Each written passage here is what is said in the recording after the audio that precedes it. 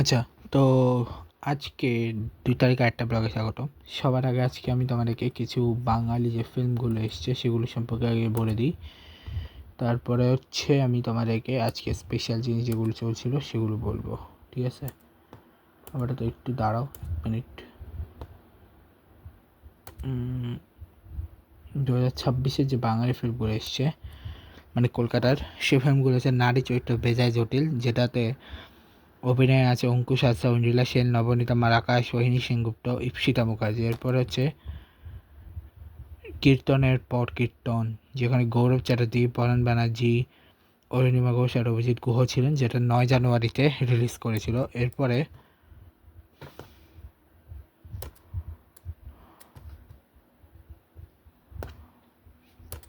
এরপরে হচ্ছে ২৩ তারিখে টোটাল ৩টা মুভি এসেছে জানুয়ারির। প্রথমটা হচ্ছে বিজয়নগরে হিরে, যেখানে প্রসেনজিৎ চ্যাটার্জি, চিরঞ্জিত চক্রবর্তী, আরিয়ান ভৌমিক ছিল।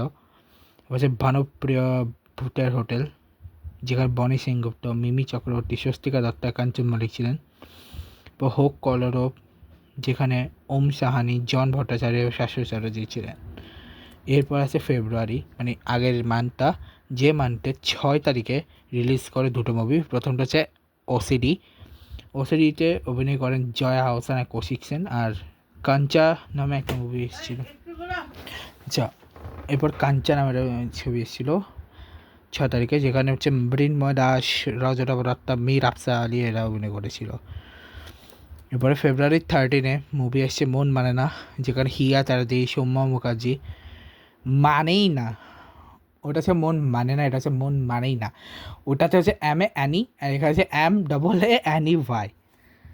এটাকে বাংলায় মানেই বলে না মানেই বলে, আমাকে একটু কমেন্টে জানিও। হিয়া চ্যাটার্জি এই যেখানে অভিনয় করেছে ঋত্বিক ভৌমিক, রুক্মিণী মৈত্রা, সৌম্য মুখার্জি, হিয়া চ্যাটার্জি। এরপরে অদম্য বলে একটা মুভি এসেছিলো, তা এগুলো হচ্ছে তাতাইকে মুভি। তাতাইকে তো দুটা মুভি, অদম্য বলে, যেখানে আরিয়ন ঘোষ, জ্যোতি মুখার্জি এটা যে অভিনয় করেছিল। এবং ২৭শে ফেব্রুয়ারি প্রমোতের বৌদি বলে একটা মুভি এসেছিল, যেখানে স্বস্তিকা মুখার্জি, রজতা দত্ত, সীমা ভট্টাচার্য অভিনয় করেছিল। এরপরে নেক্সট মুভি মার্চের ১৯ তারিখ আসছে কর্পূর বলে, সেটা কী অভিনয় হয়েছে সেটা যখন আসবে তখন বলবো।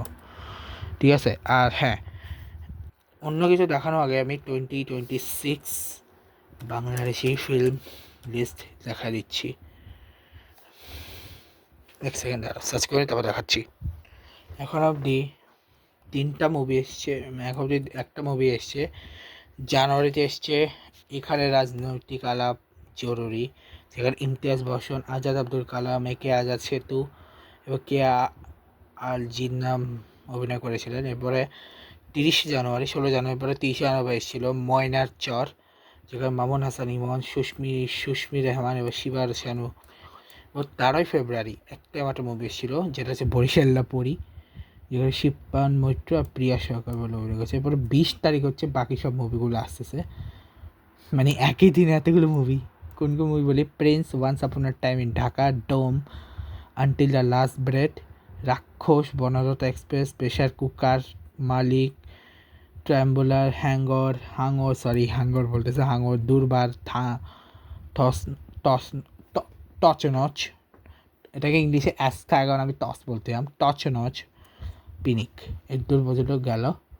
এবার আসি আজকের মূল দুটো জিনিসে। প্রথম হচ্ছে আজকের দিনটা হচ্ছে হোলিকা দহন। হোলিকা দহন কেন হয়েছিল বলে, হোলিকা দহন বেসিক্যালি নাড়াপোড়াকে বোঝানো হয়। নাড়াপোড়া একটা লাইন আছে, আজ আবার নাড়াপোড়া কান আবার দোল, হচ্ছে বল চাঁদ উঠেছে বল হরি বল, এই লাইনটা থাকে। এটা বেসিক্যালি হচ্ছে, আমি তোমাদের বলি কেন। এটা হচ্ছে বেসিক্যালি এটার যে কাহিনী, সেই কাহিনীটা হচ্ছে যে যখন মহারাজ প্রহ্লাদকে যখন ওনার ওনার বাবার বোন, মানে বুয়া, হিন্দিতে বুয়া বলে, বাংলায় পিসি বলে, উনাকে নিয়ে, মানে উনার নাম ছিল হোলিকা, তো উনাকে নিয়ে ওই একটি ইয়েতে ছিল, চিতায় উঠেছে। সেই চিতায় প্রহ্লাদ মারা যাননি, মারা গেলেন হোলিকা, এবং হোলিকা মারা যাওয়ার সাথে সাথে হোলিকার দহন হোলিকা মারা যাওয়ার কারণে এই রিচুয়ালটা বলে হোলিকা দহন। এবং এটার আরেকটা কাহিনী হচ্ছে, হোলিকা যিনি ছিলেন উনি একটা বছরে উনি যাকে নিয়ে যাবেন তিনি ইয়ে করবেন, ঠিক আছে, তিনি হচ্ছে যাকে নিয়ে চিতে উঠবে সে পুড়ে যাবে কিন্তু উনি বেঁচে যাবেন। তো হিরণ্যকশিপু এই শোকটা নিয়ে মারতে শেষে প্রহ্লাদ বেঁচে গেলে ভগবান বিষ্ণুর কারণে। আরও একটা কাহিনী আছে যেটা সাউথ ইন্ডিয়ান নিয়মে বলা হয় কাম, যেটা সাউথ ইন্ডিয়াতে পালন করে কামদহনম, মানে কামদেবকে যখন ভগবান মহাদেব তার তৃতীয় চক্ষু দিয়ে পুড়িয়ে দিয়েছিলেন, সেটা নিয়ে অনেকে ভাবে যে এটা হয়েছে। হ্যাঁ, এটাও ঠিক। এরপরে আসি আজকে আরও একটা স্পেশাল ডে। 1971 এই দিনে initial version of flag was hosted in Bangladesh for the first time at Dhaka University by the student leader ASM Abdul Rab, then vice president of Dhaka University Central Student Unions। আর তখন বাংলাদেশের ফ্ল্যাগের colour ছিল, ওই দুটা কালারতে ছিল, ওটা মাঝখানে yellow colour flag ছিল, যেটা হচ্ছে শিবপ্রসাদ মুখার্জি বা শিবপ্রসাদ কী জানি ছিল, দাঁড়াও, সরি, ওনার নাম হচ্ছে শিবনারায়ণ দাস, যিনি তৈরি করেছিলেন। পরবর্তীতে কামরুল হাসানেরটাকে বেছে নিয়েছে যেটা বর্তমান, কিন্তু উনি হচ্ছে পতাকার মধ্যে বাংলাদেশের ম্যাপসে যেটা করেছে সেটা শিবনারায়ণ দাস করছিলেন। তো এটা হচ্ছে করে বিখ্যাত। তো দেখা হবে কালকে ব্লগে। ভিডিওটা ভালো লাগলে সবাই লাইক করবে। Good bye.